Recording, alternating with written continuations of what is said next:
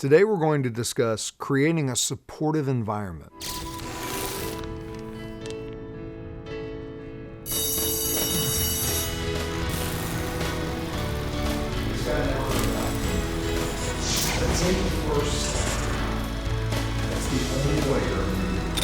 In last week's episode, we were talking about what do you do when you run into external resistance.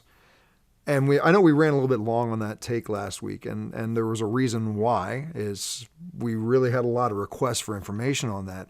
And the reason we're concerned about time is two reasons. One, we host these videos on our site, but we also put them up on YouTube, MySpace, Facebook, and they've got some time restrictions. But secondly, it's that we want to keep your attention. I don't know how well you would do or how well I would do if I was sitting here running on for 10 or 15 minutes about, a specific subject. But there was so much content regarding that and so many people asked about it, we did make that video a little longer. And this one may also run long because, again, people were asking a lot of questions regarding this topic, which really followed up nicely to what we released last week, which is, how do you create a supportive environment when you don't have that available to you? There's a saying that you become the sum of the 5 people you surround yourself with. You don't become the leader of that group. You become the average of that group. And a lot of people are in situations, whether it's self-imposed because they're not comfortable or they don't know where to reach out and find a support system. They're in a situation where the people that they're surrounding themselves with maybe are not playing at the level they want to play, or geographically they're restricted, that they don't have access to mastermind groups or seminars or book discussion groups.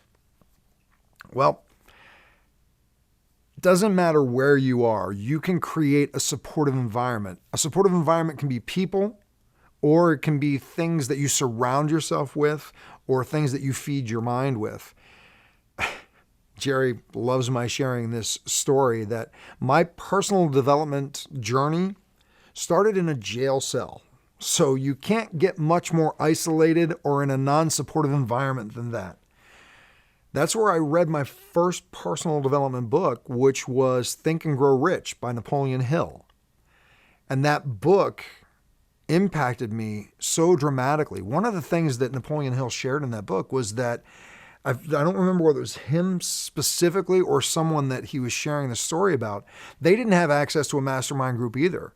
So what they did was they chose 5 people that they totally respected, totally admired. And some of these were former presidents, some of them were scientists, and they read every piece of information they could get about these 5 people. And then when they had a problem, they would say, what would George Washington do? What would Ben Franklin do? What would John F. Kennedy do? They knew so much about these people, they could actually create little conversations based on understanding how these people dealt with those situations. So even if you're isolated in a remote village somewhere watching this on YouTube or our website, you have access to that information by searching. Pick out people that you want to emulate, that you want to learn from, that you would be honored to surround yourself with. Now, some people, their geographical restriction is not that bad. Another part of my journey was, as I progressed, I was living in a small town called Lock Haven, Pennsylvania, very small population. But I had committed at that point that I was A, going to stay sober, B, I was going to deal with the fears, the anger, the limiting beliefs, all these different things that were going on in my head that had led me down this self-destructive path, and that I was going to go back to living my dream, which as a child, the main thing I wanted to do was I wanted to be a singer and a songwriter and a performer. That's what I did for the majority of my life. And I committed to those things. So even in this little town, Lock Haven, I found groups of people who could help me and support me in that journey. I had to drive 30 miles to get to these meetings where I would be with these 6 to 12 people, and we would spend an hour brainstorming and talking about problems that we were having in our lives and creating kind of a buddy system where, I would say, what, I'm struggling with this right now. And somebody go, you know what, I had that same problem. Here's how I dealt with it. and you progress. You progress on this journey of self-awareness. You learn new skills. You move to certain levels.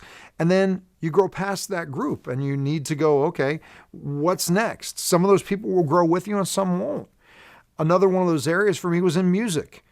Again, in that part of Pennsylvania, I had gotten back into the music industry and I had the joy of being in one of the top drawing bands in that region for that time. And we reached a place where we were filling clubs and we were doing better than national acts on attendance at clubs. But there came a point where the band was not willing to go any farther. My dream and my goal was to record, to write original music, to travel, to perform, and they wanted to stay inside of a comfort zone.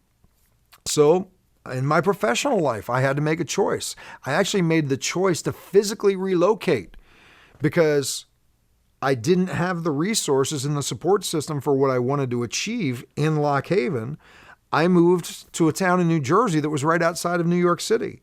Now I was immersed in the music industry. And with that move, I was not only immersed in the music industry, I have found opportunity to go to workshops and book discussion groups and seminars to also grow in the personal development journey. They kind of coincided with that move. Now, I also reached a point, even being in New Jersey and New York City, where the challenge was I would go to these seminars, I would get all this great information, and then I would be sitting around going, I don't have anybody else to talk to and to learn from. So what did I do? I got involved in creating a group that got together on a regular basis. We were called the Seventh Power. We created it as a nonprofit corporation because we wanted to take and contribute to others. And we all got together to share our experiences, and we had book discussion groups, and we did all these things. We created that environment. Now, for wherever you are geographically or on your journey, you have opportunities to create an environment that supports you. Sometimes that's by surrounding yourself with physical human beings. Sometimes it's by the books that you read, the television shows you watch, the websites that you visit. There was a point in my life that my environment was my bedroom, and I papered the walls in my bedroom with printings of not just motivational sayings, but things that I had committed to myself. You will do X. And my wall, every time I looked around me, there was things in front of me that were reminding me of the journey that I was on. It was an environment that was supporting the fact that I was on this path of growth. I was committed to success in my relationships, in my health, in my sanity. Your environment can be many things. There's a saying that 2 brains are more powerful than 1. So the action step that we want to offer in this video, it's going to be different depending on where you are geographically for some of you.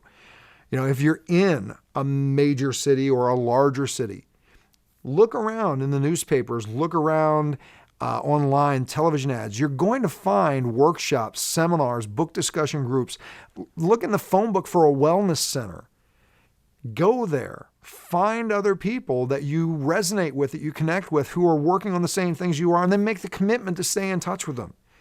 If you're not in a metropolis or an area that has something like that, use the internet as a resource. There are discussion books, there are forums, there are chat rooms, there are all sorts of places where you can meet like-minded people.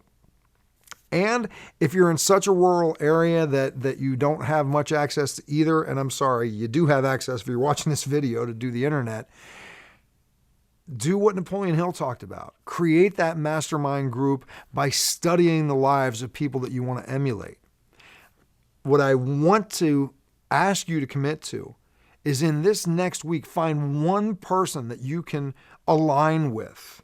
Again, whether it's face-to-face, whether it's online, find one person and commit to supporting each other, commit to sharing each other's ideas, commit to sharing their struggles, commit to sharing your goals and your dreams. And the 2 of you will find a 3rd and a 4th. Ultimately, I'd love to see you find at least 5, but start with just committing to get 1. You have our website as a resource. We're here to help you in every way that we can. I look forward to hearing your results. I look forward to connecting with you soon. I look forward to being a part of your support system. Take care, and we'll see you soon.